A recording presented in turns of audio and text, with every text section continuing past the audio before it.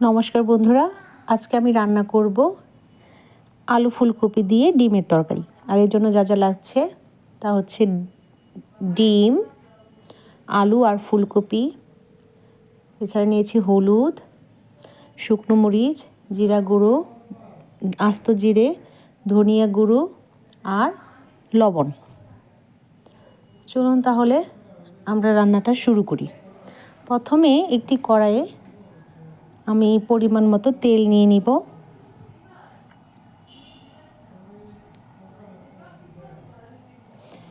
তেলটা পরিমাণ মতো নিয়ে নিয়েছি।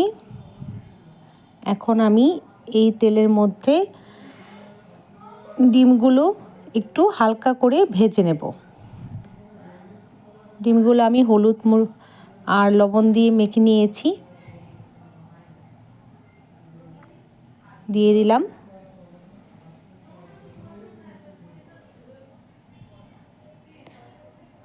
হালকা ভাজা হয়ে আসলে ডিমগুলো আমি উঠিয়ে নেব।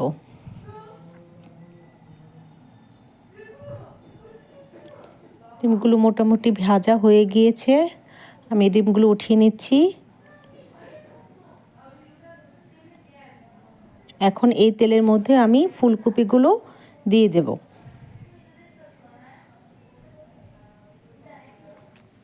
ফুলকপি আর আলুগুলো এই তেলের মধ্যে ভেজে নেব।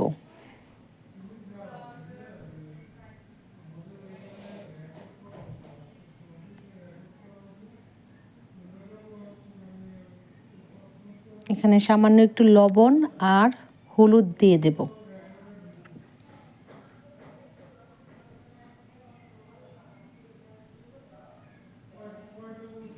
এবার ভালোভাবে নেড়ে চেড়ে ভেজে নেব।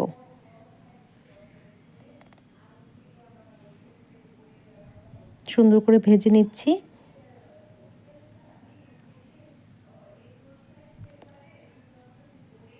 যেহেতু ফুলগুলো সিদ্ধ হয়নি, এজন্য আমি একটু এগুলোকে ঢেকে দেব। একটা ঢাকনা দিয়ে ঢেকে দিচ্ছি,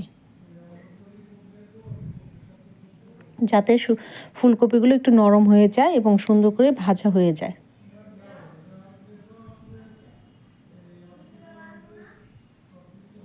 এবার তুলে নিচ্ছি, নিয়ে আবার আমি একটু নাড়াচাড়া করে দেব, নিচে যাতে লেগে না যায়।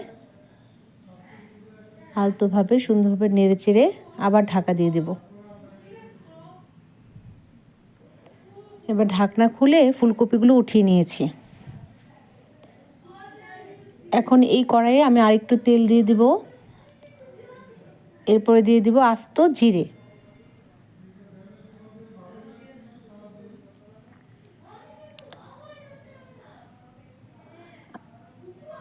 জিরেগুলো দেওয়ার পরে আমি যে মশলাগুলো রেডি করে রেখেছিলাম সেগুলো একটু জল দিয়ে ভিজিয়ে নেব। ভিজিয়ে এই কড়াইয়ের মধ্যে দিয়ে দেব। রান্নাটা খুবই সহজ, আমি খুবই সহজভাবে রান্না করার চেষ্টা করি। তো মশলাগুলো ভিজিয়ে আর কি এখন দিয়ে দেব। ও তার আগে দুটো কাঁচামরিচ দিয়ে দিলাম।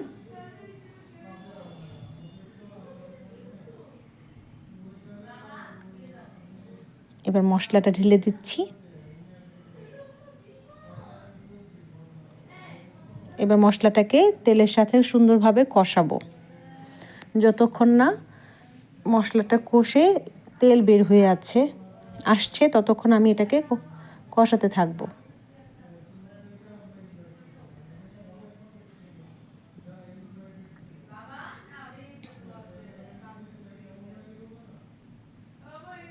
এই যে আমার তরকারিটার মশলাগুলো কষে গেছে, এবার আমি এখানে ফুলকপিগুলো দিয়ে দেব।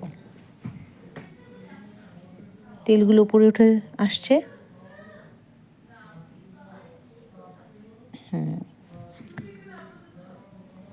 ফুলকপি আর আলুটা ভালোভাবে এবার মশলার সাথে মেশাবো।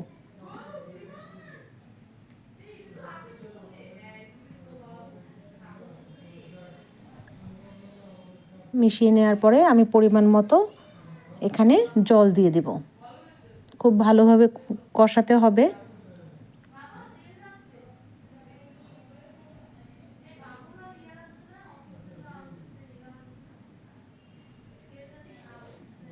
কষানো হয়ে আসছে। সাবধানে কষাতে হবে যাতে লেগে না যায় নিচে।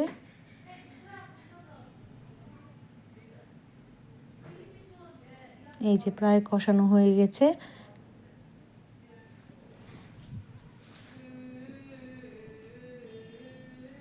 এবার আমি সামান্য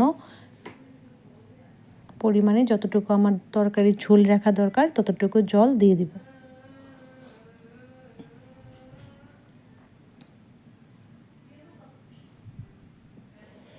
যেহেতু ফুলকপিটা ভেজে নিয়েছি হালকা করে, তো এটা সিদ্ধ হতে একটু পানি বা জল যেটাই বলেন একটু একটু লাগবে, বেশি পরিমাণে দিয়ে দিয়েছি। এখন আমি এটাকে একটা ঢাকনি দিয়ে সুন্দর করে ঢেকে দেব। এই ঢাকনি দিয়ে ঢেকে দিচ্ছি, হতে থাক কতক্ষণ। এবার ঢাকনি উঠিয়ে দেখব তরকারিটা কেমন হলো। না, এখনও হয়নি। আচ্ছা, একটু নাড়াচাড়া করে দিচ্ছি।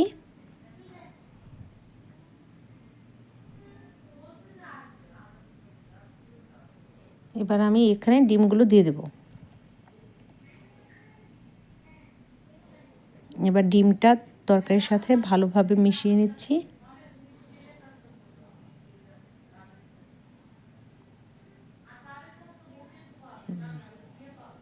আবার আমি ঢাকনা দিয়ে ঢেকে দেব।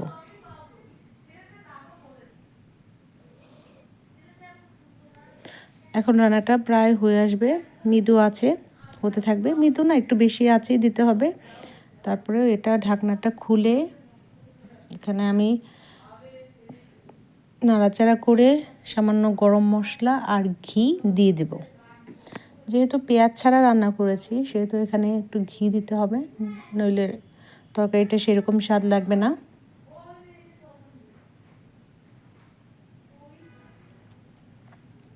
এখন আমি যে গরম মশলা দিয়ে দিচ্ছি,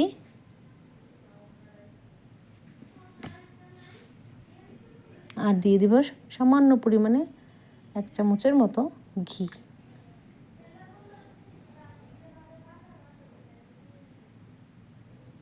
এই তো আমার রান্নাটা হয়ে গেছে। এখন ভালোভাবে মিশিয়ে নামিয়ে নিলেই হয়ে যাবে। এটা ডিমের তরকারিটা বাচ্চারা খুব পছন্দ করে, ফুলকপি আলু দিয়ে। দেখুন তৈরি হয়ে গিয়েছে আমার ফুলকপি আলুর তরকারি। খেতে ভালোই হয়েছে।